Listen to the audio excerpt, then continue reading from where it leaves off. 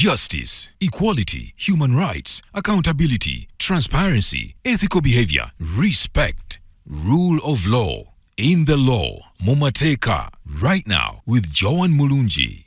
A very good evening, good morning, good afternoon from wherever you are. Welcome once again. We are still talking about families, but I would love to first thank you for subscribing, for liking, for the engagement, the comments. We really appreciate. We are still here with the council himself, and today we are still talking about family. We want to know more about family because it's part of us. Now, council. Yes. There is a scenario.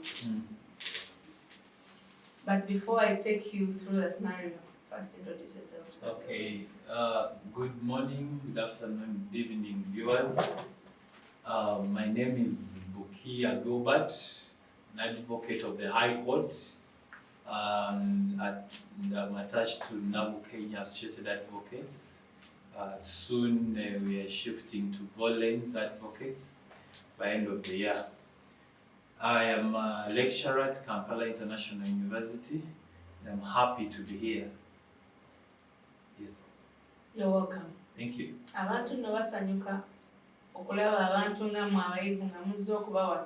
This is really appreciate you, and we don't take your time for granted. Because they actually believe lawyers are very expensive. So we appreciate the time you come here and give us this free information. Yes. So anyways, there is a scenario I wanted to tell you about. Omuntu najja n'asiima omukyala ne basiimagana. Ne musiima mwalabye mu bbanga ttono nnyo, after some time n'ogamba ono omukyala ndowooza yandibadde n'ebisumuluzo by'ewaka wange. Asobola okufuuka maama w'abaana bange. Before you know it, 5 years down the road, muzaddeyo ku baana muli wenna. Is that a kind of marriage of its own, and what is the position of law about it? Okay. Well, most people, in fact, in Uganda, a bigger percentage of people are going that way. In that you wake up one day, you meet someone in the market or workplace or school, you like each other or love each other, and then you start living together. In that, you even bear children.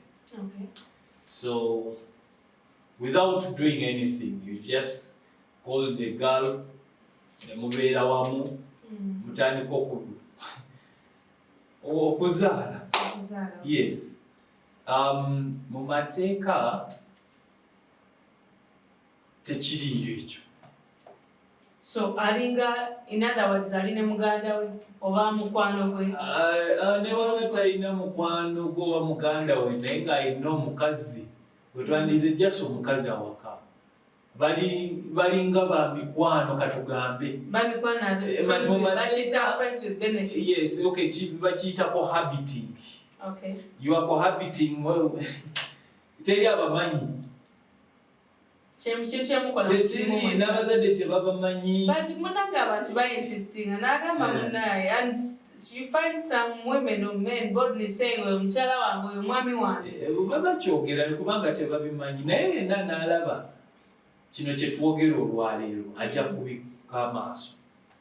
But do you believe that we even still have people that even beyond the age ngaje nkugambi nga bo bazaala n'abaana baabwe ne bafumbirwa ne bazaala naye nga that is how it started? You mean someone can come out of nebukadnewa bakoze ebintu bonna tebabikoze nga bafumbo? What is that kind of matter? Babikoze naye nga si bafumbo nga ba mikwano oboolyawo naye nga si bafumbo.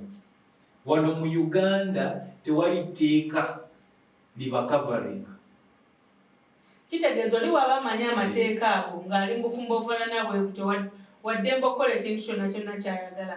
Waddemba okuvaawo n'agenda n'afumbirwa oba n'awasa omulala. Obwenkanya oli luddawa. How do you compensate for all that time? I mean, I've been with you for 20 years. Tuzadde abaana bakuze bagenda na kufunga. Gwe ng'omukyala. And that was a blue you're telling me. Gwe ng'omukyala tewalwanirira rights zo. Nze nalino zirwanirira. Anti kati gwe ayagala obwenkanya.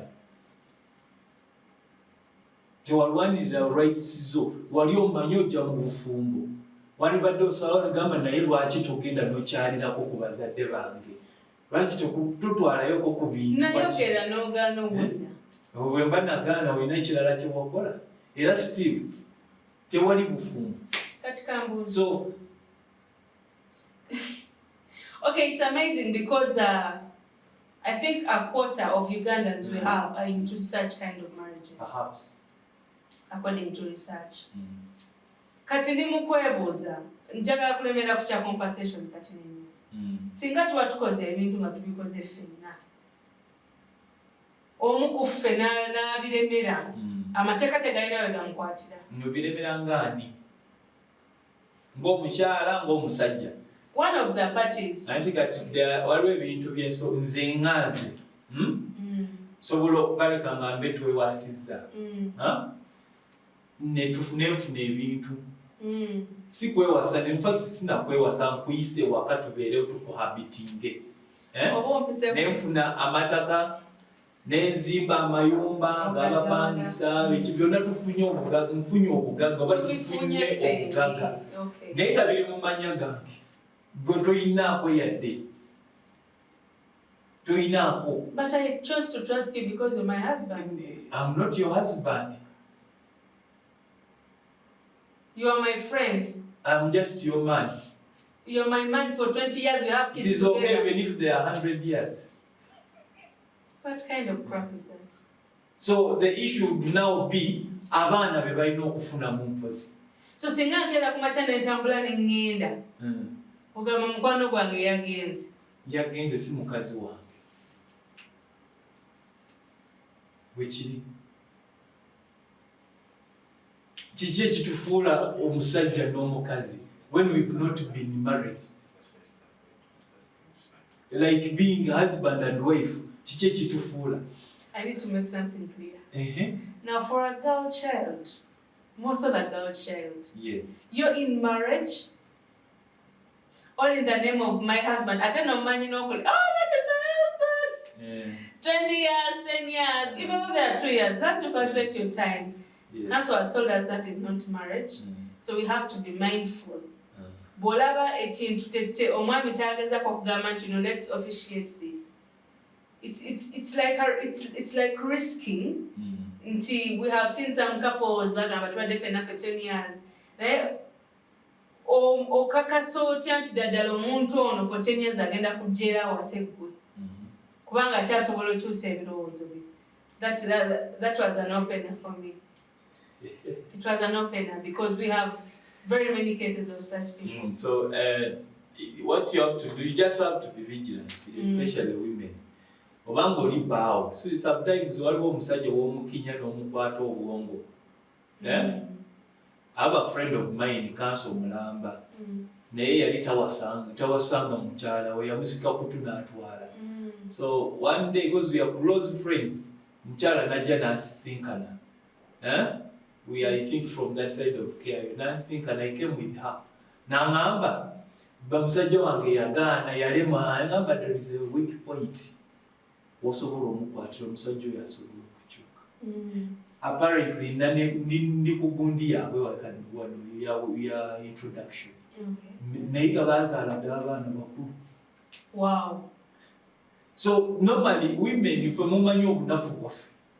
Waliwo osobola otukwatira n'ogamba omusajja ng'agonda ng'atwala ebintu kati kaso agenda kutwala gundi bagenda mutwala ku mwanju. Naye bwe yandirobyera abandi muyise kulita. Mukyala yangamba you know the weakness of the man. Genda owulira nti kati wananafuye tandika okwogera naye. This was recent matadde ku group. Ate ngenda kubeerayo.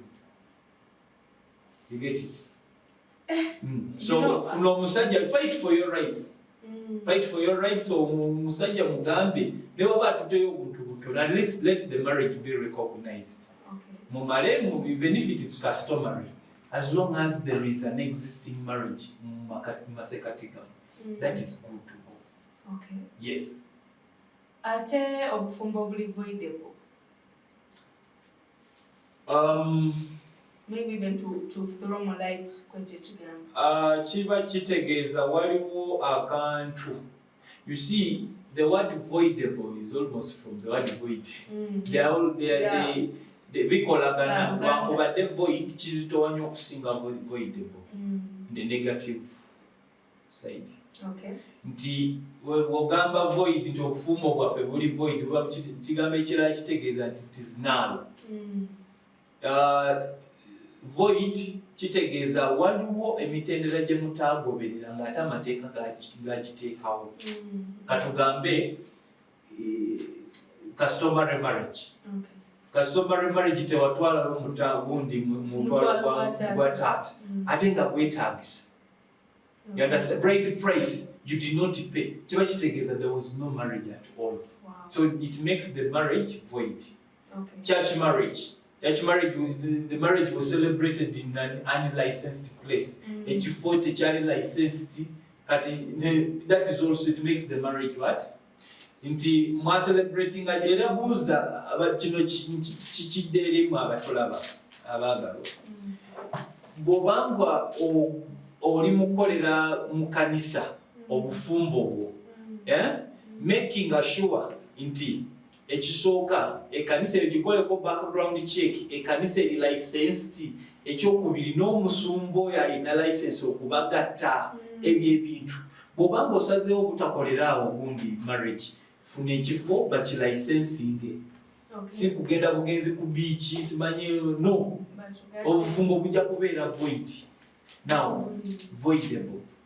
Voidable era nakyo waliwo akawaayiro ke mutaatuukiriza. Naye nga mu mateeka kalaga engeri gye tusomamu amateeka ya njawulo. Nze bwe mba nsoma a certain provision of the law ne ngamba nti this shall be done. Though nti shall naye waliwo we tuginterpreting to mean may. Then waliwo bw'obanga osanze ekigambo nti shall kiba couched in mandatory terms. Osanga ekigambo nti may kiba kitegeeza kiri awo oyinza okukola oyinza obutakikola. So kati waliwo obuwaayiro obumu mu mateeka obukuwa ekyokukola naye buteekako ekigambo nti may oyinza okukola oyinza obutakikola. Okiraba naye ate ne bw'oba tokikoze era still kyaffectinga bufumbo. Okiraba ndowooza kiba kitegeeza osanga nga oyinza okikola oyinza obutakikola kiba kireetera obufumbo okubeera voidable. Angwe example, bw'owasa mu customary ne bakwanjula obufumbo obwo n'otogenda mu maaso ku buregistering ewa registry of marriages tekitegeeza nti obufumbo buno buli ki void. No, bubeera voidable in that at any point you can register the same marriage. Okay. You get it? Musalawo ne muregistering. Naye ebiri ebirala ebyo nti eteeka lisazeewo nti oyina okikola bw'oba tokikoze kiba kitegeeza obufumbo bukoze eki buweddewo tebuliwo. Ne bw'obanga bumaze emyaka emeka ng'omanyi nze nina certificate yange n'omala emyaka 2 mu bufumbo muzadde n'abaana naye ng'ekyo already ne bajja balaba nti obufumbo nti mwa celebrating bwe yabagata nti alina license bakitegeeza mubadde emyaka 2 nga mucohabiting. There was no marriage. And by the way, people fail to pay attention to details. Now, when you go cohabiting, is it also another form of marriage we have in Uganda? Kujja kuba ne Tanzania bawo amateeka gaabwe gabukkiriza nti osobola obeera n'omuntu naye nga temukoze gundi cohabitation, still bagirecognizing as a form of marriage. Wano e Uganda tekiriyo. Scenario gye nasoose kwabadde olina ky'oyagala okunyonyola ku baana nti okuggyako yes abaana bo balina rights zaabwe basigaza rights zaabwe in that bajja sigaza right nga mwemu ababalabirira maama bw'abanga ali bulungi era si nti oba omusajja alina okulabirira omwana throughout no omusajja asobola okubeera omaama ng'alina omulimu ogw'amaanyi ne bamuwa maintainance bagamba kati gwe agenda okusasuliranga abaana omukyala then omusajja naawe osobola ocontributinga something custody nti abaana kati mwagala okwawukana muvuddewo mu buguni mu cohabitation yamu abaana bagenze mu mikono gy'ani. As I said, children retain their rights. Now with the parents who is capable koti etunula nti John you are capable olina omulimu okola biki wosula walungi olina abaana basatu olina ne ka compound it is okay bw'abatwala abaana obeere nabo. Omusajja asobola okubeera ng'ali bulungi era still koti nesalawo nti bano abaana wakubadde ba myaka 4-5 you understand maama wabwe tajja kubasobola kye bakola baana bagende wani omusajja you understand in a scenario where abaana bali ones like maama tali bulungi naye nga like finance wise tali bulungi koti esobola okusalawo nti abaana babeere mu mikono gyani gya maama. The mother takes custody of the children. About taking a custody ng'omusajja alina okuremittinga some money to you okulabirira abo abaana naye nga takulabirira gwe nga gwe lwansonga temwali married okiraba kale nga tandabirira. The same question and the same scenario we've been talking about drives us straight to divorce. Divorce change. What is divorce really? Ekubi abantu enduru ennaku zino. Omanyi marriage is a unit that composes a family. Because without marriage there is no family. You understand? Now, the law has been really a little stringent on allowing divorces in marriages, different types of marriages. The reason being, a family is a unit. They say it's the smallest unit of what estate, kind of. Now, mu family muno mwe muva kye bandiise unity. A family has a lot to play mu ggwanga. Era tugambe nti marriage is what composes a family. Kiba kitegeeza issues to do with dissolution of marriage oba okudivorcinga bintu ebityo bakwita batya mu Luganda okwawukana. Amateeka gatumulira ekyo ekintu era ne kateekawo obuwaayiro obukakali okulaba nga gagezaako okulaba nga either bwobanga wabaddewo ekizibu kigonjolwe bwekiba kisoboka of course naye waliwo humans are subjects of change. You understand? Olwaleero nkunyiizizza mangu ago nogamba nze njagala divorce, then they give you some time bagamba naye bawambona nabadde mulungi ebyaddala obukakanye nosooka n'omutunuulira n'abaana be muzadde n'embeera gye muyiseemu mumaze emyaka 20-10 mu buvubi okuva mu bwavu ne mutuuka wano wona that bond that you've created nogamba naye you withdraw nogamba sigenda ku divorce nga katugira tuguma ndaba n'abalala bakola. You understand? So law is a little what? Egenda slow when it comes to issues of divorce. Temalaga papanti katubawo gisabye divorce yes what no. Ero izo saba divorce lero no divorce ne baba wa divorce mwaka ejiddako eyo. I have seen people actually wait for 7 years plus biri mu court. Naddala nga bigenze mu property. The law does not papa until divorce no. But it gives allowance. So divorce is this is a choice made by either one of the parties or both parties to the marriage to dissolve it. Okay. Okay. Meaning to dissolve means you cease being together as husband and wife. Meaning once the divorce is effected, you are at liberty to leave it. I have seen people divorce, but I actually because for some reasons I'm going to stay with his name. Kubanga abantu bamanyi. Is it fine? Affecting this because people have to move in either or move on either way. Azemu na wasa ono partner omulala batalina ngeri akyalamu batakina engeri affecting their family. Okubeera the ex-partner has chose to remain with that name. At the point of marriage, eteeka likuwa olukusa ng'omukyala. Simanyi ndoba tuyinza okyusamu ku mateeka nga musajja naye n'akozesa ku linnya ly'omukyala naye eteeka ligwa eteeka ligwa omukyala olukusa okozesa erinnya ly'omusajja. So at the dissolution of the marriage, omukyala wa ddembe okudropping erinnya oba okola ki okweyongerayo era wa ddembe okweyongerayo nalyo. So it is at how you can choose, for example, I can choose to get married to you and I choose not to use your name anywhere. Is it fine? It is still fine. Fine. Go ahead. Ati ngwade tilikuwa olukusa olikozesa.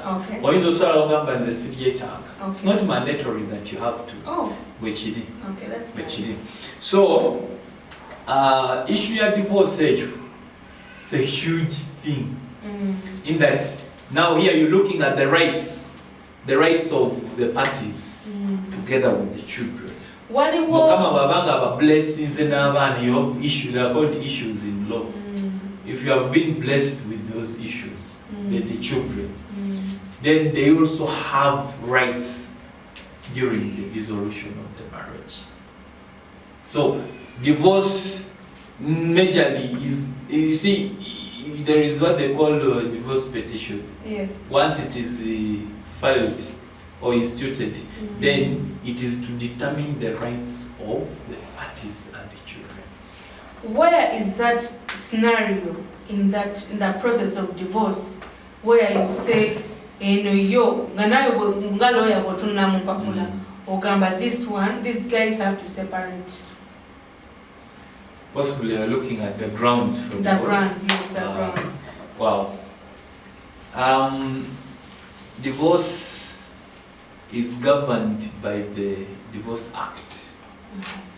Yeteka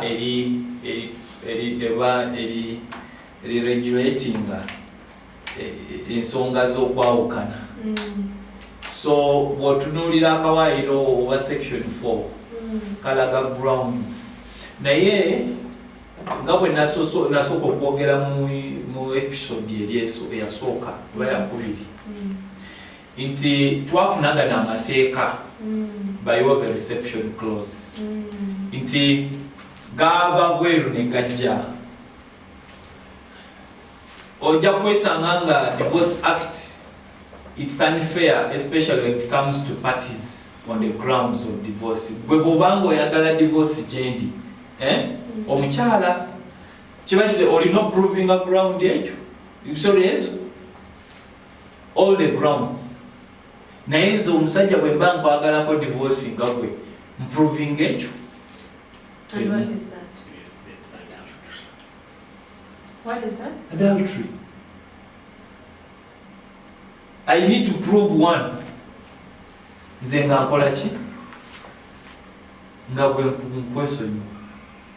But you as a woman, you prove the rest. However, waliwo omushango, there is a recent case where it was held, court yasalawo nti these grounds as stipulated in the whatever in the Divorce Act, they are unfair, especially to the female. Tompadde grounds za mukyala. grounds ziri 5, about 5. You have to, in fact, you prove all the grounds under the act. Zona. And proving the grounds is not an easy thing also. Is by all means, it will be hard for a woman to prove. You get it? And so just name you. Some of the grounds between adultery. Also proving adultery is another thing. Kuja kungondabye wali bulungi n'okubana ebifaananyi nga ndi mu kwegatta. Anyway, there are also circumstantial whatever that court may use. Nti waliwo obujulizi obwe ebyokugundi ku WhatsApp biki. Naye majorly proving ground ya adultery si nyangu. It's not an easy thing. Because first of all, n'okulagira ddala nti wankwatira mu kikolwa. You understand? Seeing me around with the women who utambula n'emikwano gyange blah blah tugenze ku hoteli gundi n'olowooza for you just think we. The same applies to you men? Yeah, you can also prove the same. So if you don't have proof? Of course, court ekolera ku bujulizi. Okay. Yes. Kati, the one was scenario endala eriwo ku grounds is Terry in action, but it's verbal. They are threatening violence. Cruelty. Weeyisa mu ngeri etali ya buntu. No threatening. No gamba omuntu nja kutta. That can as well amount to a crime. Okay. But how do you call it in English? Because you have no evidence for it. You're threatening to kill someone. Yeah, but it's a criminal offense, right? And you being cruel to the person. Cruelty is also a huge thing. Because even nsobola okola ekintu ne bwebanga threatening naye impliedly kiringa ekintu ekita kiri cruel gyendi. Cruel mu Luganda kiyinza okubanga okay cruel. What about kitwandiise desertion? Desertion, you desert. Cruel mu Luganda kyekimpozi. Cruel eringa patugambe oli mukambwe obukambwe. Something obukambwe. Omuntu ali a bit rough mu bintu byokola biraga bukambwe nobanga toze direct gyendi ng'oyagala kunkuba oba okola ki osobola okukola ekintu naye nga kiraga bukambwe gy'oli. Two, osirika ne bwe mba ntuuse waka mwezi gumu 2 3 naye osirika toyogera naye. That is still cruelty. You're being cruel. Really? Yes. Oh, I just can't kusirika, you know. Is that they say in marriage that so sometimes going silent is that is fine. why men even leave their homes. Because someone is silent. And that is being cruel to what them. do you want? Yogera nange. Bwenjogera nankuzeemu. Nakuwaso okusirika waka. Ate bwenjogera mba nkuzeemu. Jangu twogere. Ate you said that nkuddamu bubi. Ensonga tunazikanyako kututya ng'osirika. Sina bigambo. I don't want to exchange what you No, not that. That is being cruel still. There is desertion. What they call desertion. It's also one of the grounds for divorce. Okay. And divorce kubanga omuntu yavaawo kati nze nkuwasizza. Gwe n'ogenda. Novaawo n'ogenda toliiwo. You've deserted me. Nengendawa. I'm taking off a break. Full break. Without even my consent. Sitegedde ogenza otya. N'ondeka ebbanga eryo lyonna omusajja. Gilbert, you need to understand something. N'ondeka ebbanga eryo naye n'omusajja. What I'm trying to say Kati lwaki oba ogenda? that a man cannot be patient. One, you see, at marriage, tulina kye twandiise conjugal rights. Conjugal zimanyi? Okwegatta. Kwegatta, it's a right to every married person. But not only men. Even women, yes. Naye kati mpadde scenario nti kati gwe omukyalo ovuddewo n'ogenda omazeewo omwaka mulamba gy'olaze. You understand? Nsondese nga bwe ndi jjukira gwe twali tutandika ebintu twali tubirya. naye katondesewo mwaka mulamba nze njagala twawukane nfune omuntu omulala atagenda kundewa. Kati nga tetunnamaliza nina ebintu bibiri ebinumya omutwe byenjagala twogereko. Kino ekikolwa ekigenda amaaso kivuddewo ekya abantu okuva eri n'agamba namudivorcinga ddala n'empapula zirina naye nga the other party is not aware that they were divorced. Manyi obuzibu bwe buli eri abantu. Ekkooti ng'oli kagamba layisi. Kanjogere ki? Okay, go ahead. Kkooti teziriiwo kuzizanyiramu. Era kkooti bw'eyitanga oba yishyuwenga kye bayita summons. Obundi okuwa ekipapula nga bakuyita ku kkooti. Gwe noweegayaaza kkooti tegenda kulinda.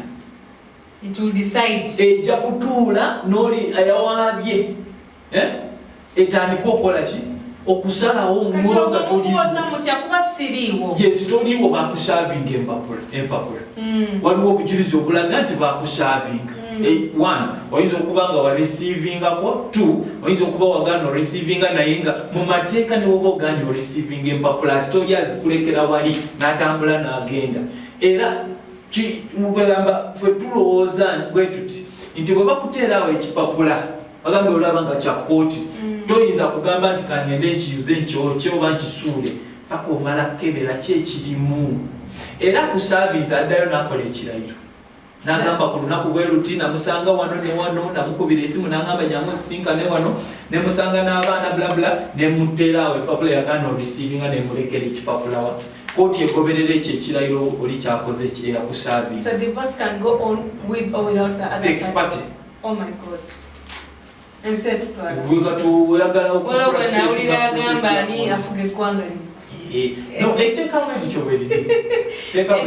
so bazita ex parte proceedings. I think that it's becoming more lighter. Yes. If you don't have to really pull a lot of so wakasitoba ngwese mateka matufu ekira chenjagala tusembeyo na divorce. How divorce affects the children? Wow. Abaana, by the way, it affects a lot. A lot. Psychologically, emotionally, and then even some other rights are also affected. But the law has it that much as the rights to the parties, of parties to the marriage are affected, the marriage is dissolved. Bano abaana bandisigadde nga bakola ki? Bo rights zaabwe tezitataganyiziddwa. Now, ensonga lwaki nti after the divorce omukyala babanga yalina abaana omusajja bamuwa olukusa okugenda okubakola ki? Okubalabako. You understand?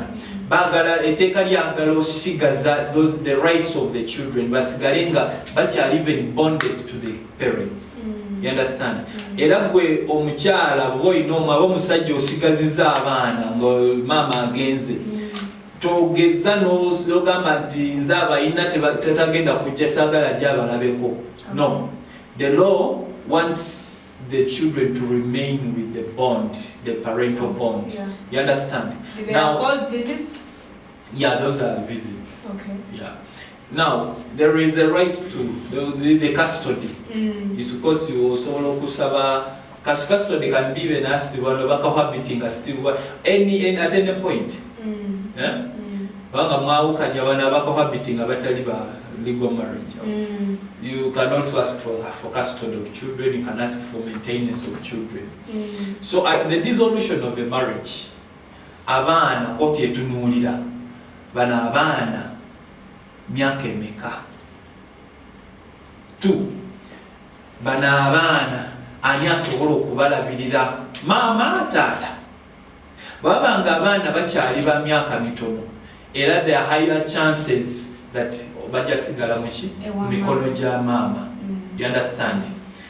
Naye nga sometimes abaana basobola okubeera nga balina emyaka katugambe 2-3 bagumu. Naye nga maama ate mutabufu wa mutwe. Insanity. Do you know insanity can also amount to whatever? The grounds under the act, they are not sufficient enough. You understand? decided cases have expounded on grounds. Maybe yes, but not. Kati mama babanga either atabukatabuka omutwe ayina empisa ziryawo ye omukyala abeera mu biduula buli kaseera abaana abasuulaawo sanga kaana ka myezi 3 akalesaawo agenze kukyakala. You understand? So court naye tunuulira ebyo negamba I think it's responsibility all around. Responsibility. Last but not least, because of time. I have a friend of mine, she told me, John, you know, we are separating with my husband, but he remarried. God tells me to give them my children. Stepmother, because there is an image everyone gives to stepmothers. However, but I'm still alive and I am here. I still have the capability of taking care of my children, even without the money's effort. Rachin ban tulanga mama. Nenteka omukazi omulala akuza abaana bange. Now she can apply to court. Oh, she can apply. Asobola applying to court for custody. And also custody ne waba ofunye ekipapula kya custody tekiri nti kyenkomeredde. They can make changes. Bagamba akati kusinzira ku ABCD abaana kati kabagende woli. You understand? Omusajja wabanga yabadde n'abaana omukyala maybe has never applied for, I can't do that.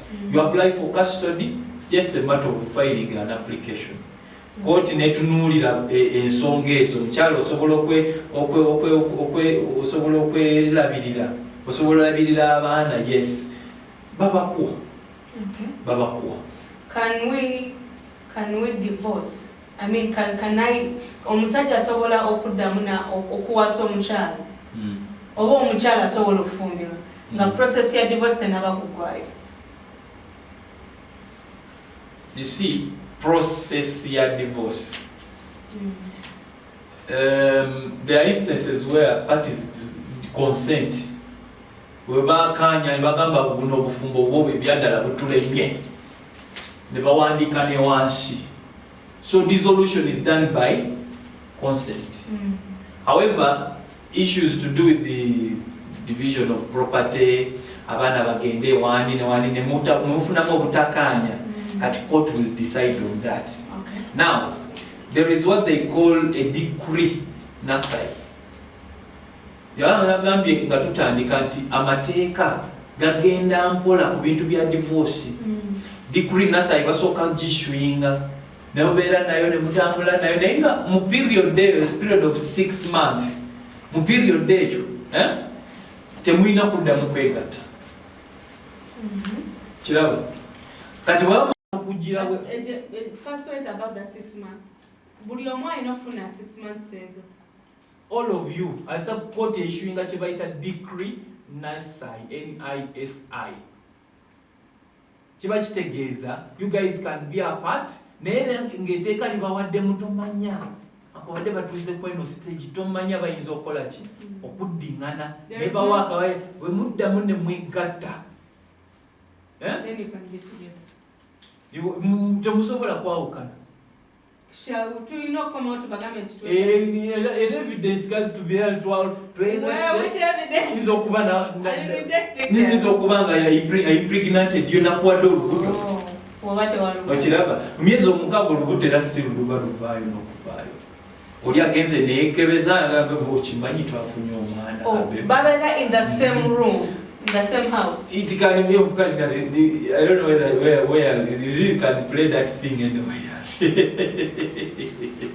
You understand? Anyway. So kati at the end of the 6 months, wamate mwengasete mukoze eki nga mateeka we galagidde.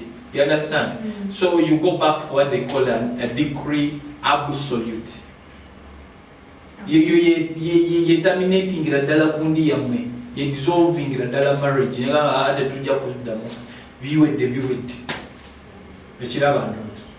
So kati at the point of issuance of the decree absolute, koti bwe mala okuwa ekiragiro ekisembayo kyebandise decree absolute, that is when any of you can now remarry. Kati ekyakyembuuza bwe mamaze okuteekawo grounds zonna kooti zenjagaza tife ng'abakyala 5 omusajja emu no nakugambye nti waliwo there is a court case, a decided case eyasalawo nti grounds ziri unfair. Omukyala n'omwami you can still prove the same grounds. Okay. Yes, okusinziira ku Divorce Act it is unfair.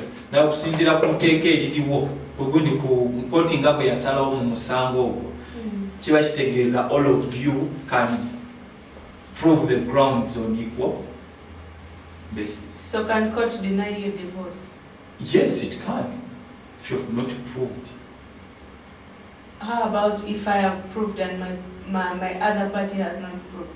It is all still okay. You are not proving what you are. If you are the one asking for divorce, as long as you prove those grounds. Even if the other party says no, me I still need her, blah blah blah. No, once there is proof, where's the grounds? Once there is proof from either of the parties. Oline wasigala agamba akyagala omukleiminga naye nga kooti eraba ensonga eziri solid ezibeetagisa okwawukana it does grant divorce. Awo nyini kubanga olina okimanya nti a divorce marriage is not ekintu kyobeeramu nti oli mukomera forever as per the law. Like I said, it's a contract and the contract is oyingirako novaamu. You understand? Oyingira novaamu. Final remarks. Now there is something that maybe that I will just need to hint on. The right to property. Right to property at the dissolution of marriage. The two parties in marriage are entitled to a share of the property. Nti bw'oba mwafuna ebyobugagga mu bufumbo bwammwe waliwo ebyobugagga byosanga kati John ofumbiddwa nosanga nga nze nakoladde ebyobugagga byange. You understand? Again, court has to determine whether osobola ogabana ku byange ebyo oba nedda. You understand? Now osobola by the way osobola okusinziira ku gundi ku mateeka. There is a decided Supreme Court case.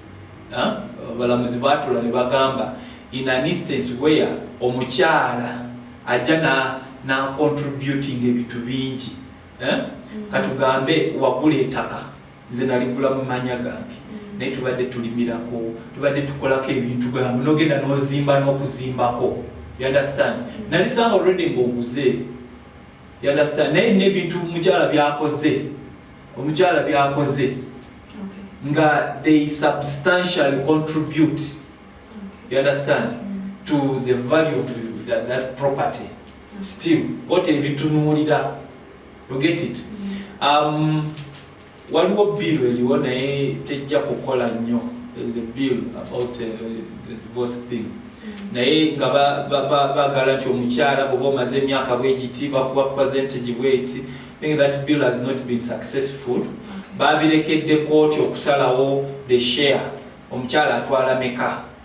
Okiraba sobola otwalako kino na kino. So it's upon the discretion of court. Okusalawo how much a woman or a man can take. Even a man? Yes. When you have property a lot, gwe mugagga mu bufumbo. Ofunye eno n'ofuna lwaki mu bufumbo ng'obifunye ebibanga biri mu gundi. We have to share. Ng'obifunidde mu bufumbo. Bannange. Council byatugamba tebisobola kuggwayo kati we cannot get. I know we have left out very many unanswered questions, but please, if you have a question, put it down in the comment section. We shall be bringing back council to talk about and explore. We shall be here to give you all the information that you need. Buli ky'owulira nti tukireseeyo kiteekewo wansi tujja batuli in position to come back and answer whatever you have to ask. My name is Joanne Mulungi. You can subscribe. Nonya Joanne Mulungi, subscribe. You will be blessed because this is information that everyone needs, wherever you are, whatever you are doing. And I'd love to thank you for loving us unconditionally. May God bless you. Justice, equality, human rights, accountability, transparency, ethical behavior, respect, rule of law in the Law, Mumateka, right now with Joan Mulunji.